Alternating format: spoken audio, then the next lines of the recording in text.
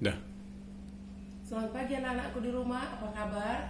Ibu harapkan kalian tetap semangat, sehat, tetap gunakan prokes supaya kita jauh dari virus COVID-19. Minggu lalu kita sudah pelajari yaitu materi kita tentang menganalisis kebahasan teks laporan ya.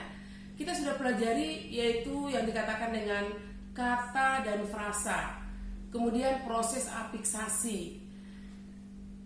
Kalau dikatakan dengan kata sifat atau adjektif, ya, itu ada rumusnya.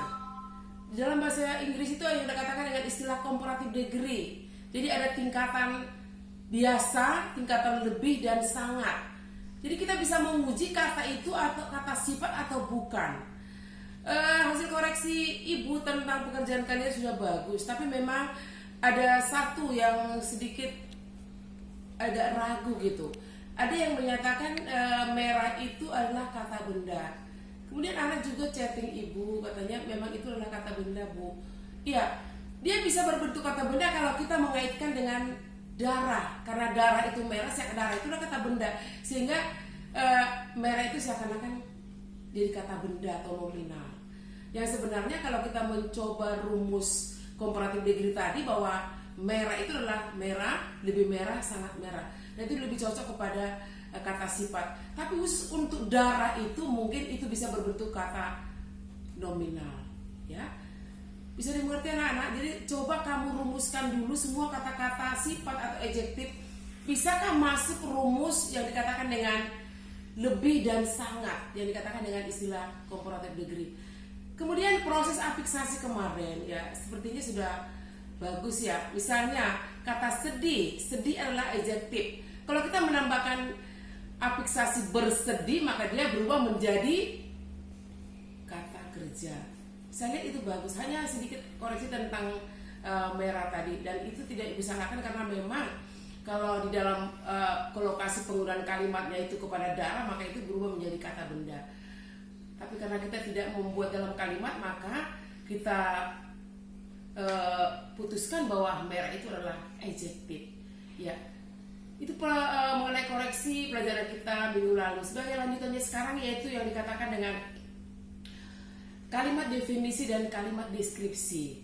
Ya, kita sudah pelajari bahwa kalimat definisi itu dimulai dengan kata ialah, yaitu.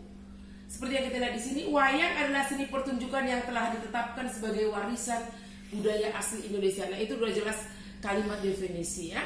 Kemudian kalimat deskripsi, kita tahu kalau deskripsi adalah penggambaran atau pelukisan suatu objek atau peristiwa. Kita bisa kembali membuat kalimat deskripsi dari wayang itu, yaitu wayang itu terbuat dari kulit kerbau yang ditata, diberi warna, kemudian diberi tangkai dari bahan tanduk. Kita sudah bisa membayangkan sekarang. Nah, itulah kalimat deskripsi dari wayang. Masih banyak contoh-contoh lain yang kita gali dari sekitar kita ya. Sampai di situ bisa dimengerti ya. Kalau Anda sudah mengerti, kalian bisa mengerjakan tugas 5 yaitu dengan membaca teks mengenai suku Baduy dan di Topeng. Kemudian kalian cari pada teks itu apakah ada kalimat definisi atau dan kalimat deskripsi. Bagannya ada pada halaman 39. Itu satu tugas. Kemudian tugas yang kedua sampailah kita kepada kalimat simpleks dan kompleks. Kalau dikatakan kalimat simpleks itu adalah kalimat tunggal. Dia terdiri dari subjek dan predikat, mungkin ada tambahan keterangan atau objek. Dan hanya satu pikiran yang ada di dalam kalimat simpleks yang dikatakan dengan kalimat tunggal. Kemudian yang kedua ada kalimat kompleks. Kalau dikatakan kompleks dia lebih lengkap. Itu kita samakan dengan kalimat majemuk. Ya. Karena kalimat majemuk itu terdiri dari 2 atau 3 pikiran dalam sebuah kalimat sehingga dia berbentuk kalimat majemuk. Nah, untuk kalimat kompleks ini bisa kita bedakan atas 2 yaitu kalimat majemuk setara dan kalimat majemuk bertingkat. Kalimat majemuk setara itu ada dua kalimat tunggal yang ditambahkan dengan konjungsi. Misalnya, ibu mencuci piring dan adik menyapu rumah. Nah, mencuci piring dan menyapu rumah itu adalah 2 klausa tunggal, 2 kalimat tunggal yang dikaitkan dengan konjungsi setara yaitu dan, sehingga dikatakanlah kalimat majemuk setara. Kemudian yang kedua ada kalimat majemuk bertingkat. Kalau dia bertingkat tentu ada anak, ada induk yang dikatakan dengan klausa utama dan klausa bawahan. Klausa utama itu yang dikatakan dengan induk kalimat. Dia bisa berdiri sendiri dan berbentuk kalimat tunggal. Tetapi yang dikatakan klausa bawahan atau anak kalimat, dia tidak. Dia hanya berbentuk klausa bawahan. Dia hanya bisa lengkap dengan kalimat tunggal yang sebelumnya yang dikatakan dengan klausa utama. Nah, memberikan contoh ya. Budi tidak naik kelas karena malas. Nah, kita sekarang bisa membedakan Budi tidak naik kelas itu adalah yang dikatakan dengan kalimat tunggal atau yang dikatakan dengan klausa utama. Ya, karena malas itu adalah klausa bawah yang dikatakan dengan anak kalimat. Jadi jelas di dalam kalimat majemuk bertingkat ya, kita menemukan adanya klausa utama dan klausa bawahan yang ditandai dengan adanya konjungsi. Nah, terus bagaimana caranya kita untuk menentukan mana klausa utama, mana klausa bawahan? Atau lebih terendah itulah mana anak, mana induk. Ya, untuk menentukan di mana anak kalimat itu biasanya ditandai dengan adanya konjungsi. Nah, jadi kalau misalnya ibu tidak pergi ke sekolah karena sakit. Setelah ditandai konjungsi apa? Karena sakit. Nah, itulah yang menjadi anak kalimat yang dikatakan dengan klausa bawahan. Bisa dimengerti ya? Jadi, yang dikatakan dengan klausa bawahan itu adalah anak kalimat. Dan klausa utama adalah induk kalimat. Seperti yang kalian lihat di sini, pada halaman 40 lengkap di sini contoh kalimat kompleks bertingkat. Dia bertingkat karena ada yang dikatakan dengan istilah induk dan anak kalimat. Ibu katakan tadi bahwa anak kalimat ditandai setelah adanya konjungsi. Itu dia kata kunci di dalam kalimat majemuk bertingkat. Kemudian untuk tugas kalian, apakah Anda sudah bisa nanti? Coba tugas 6. Bacalah kutipan teks di bawah ini dengan seksama, kemudian kerjakan tugas-tugas yang menyertainya. Di sini ada teks yaitu Taman Nasional Baluran. Kalian cari ya, tugas kalian yang kedua itu temukan 2 contoh kalimat simpleks dalam teks di atas. Kemudian 2 kalimat majemuk setara, 2 kalimat majemuk bertingkat. Sudah mengerti Anda ya? Itu 2 kalimat majemuk bertingkat itu ditandai adanya konjungsi yang dikatakan dengan istilah konjungsi subordinatif. Contohnya di sini, Budi tidak pergi ke sekolah karena sakit.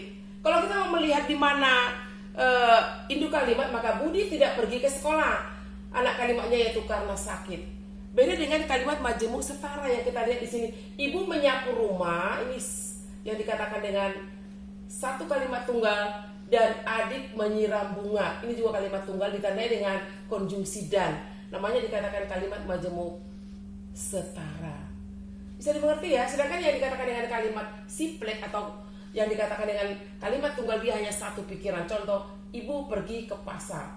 Saya pikir cukup dimengerti anak. Jadi kembali kita lihat menganalisis kebahasan teks laporan itu sebenarnya ada 4. Kemarin yaitu kata yang kita ubah menjadi frasa. Kemudian yang kedua itu proses afiksasi, yaitu proses pemberian imbuhan pada kata dasar yang nantinya dia berubah menjadi verbal atau nominal.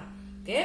Yang ketiga yaitu lanjutannya kalimat definisi dan kalimat deskripsi. Contohnya di sini tadi, wayang adalah seni pertunjukan yang telah ditetapkan sebagai warisan budaya asli Indonesia, itu adalah ditandai dengan definisi. Sedangkan yang dikatakan dengan kalimat deskripsi itu penggambaran atau objek dari sebuah yang kita lukiskan, yaitu tentang wayang tadi, bahwa wayang terbuat dari kulit kerbau yang ditata, diberi warna, diberi tangkai dari bahan tanduk kerbau. Kita sudah bisa membayangkan sekarang. Nah, itulah yang dikatakan dengan kalimat deskripsi. Kemudian yang keempat yaitu kalimat simpleks sama dengan kalimat tunggal. Kalimat kompleks sama dengan kalimat majemuk. Yang kita bagi atas kalimat majemuk setara dan kalimat majemuk bertingkat. Nah, saya pikir sudah cukup jelas ya anak-anak. Kembali ingat tugas kita tadi, seperti yang Ibu katakan tadi, ada beberapa tugas tadi. Pertama untuk kalimat simpleks tadi ada pada halaman 38. Kemudian tugas halaman 6 yaitu mencari kalimat majemuk. Saya pikir cukup mengerti ya, cukup jelas karena ini adalah pelajaran waktu di SMP. Tapi kembali di dalam kebahasaan bahasa Indonesia untuk teks laporan muncul lagi. Gue harapkan kalian tetap kerjakan, semangat, dan jangan lupa like, subscribe ya bagi yang belum, supaya ibu bisa melihat berapa jumlah subscribe ibu yang kalian sudah belajar dengan ibu. Oke, kerjakan dengan baik. Sampai jumpa 2 hari kemudian. Selamat pagi.